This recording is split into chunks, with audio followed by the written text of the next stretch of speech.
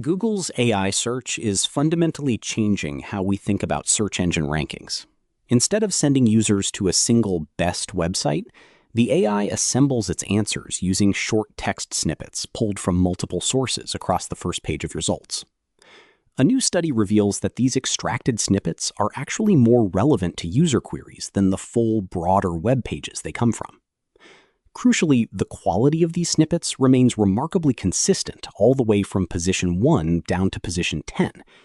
This means the first page of search results now functions less like a ranking podium and more like a pooled library of sources.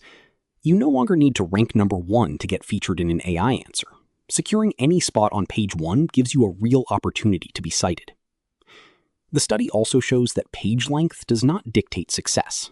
Massive, long-form guides do not guarantee better results, nor do they hurt the AI's ability to extract information. What actually matters is topical focus and clear organization. To succeed in this new landscape, we must shift our strategy. Stop writing bloated articles just to chase the top spot. Instead, focus on creating tightly structured, single-topic pages with clear headings. By making your content easy for the AI to extract, you can turn any page 1 ranking into valuable visibility.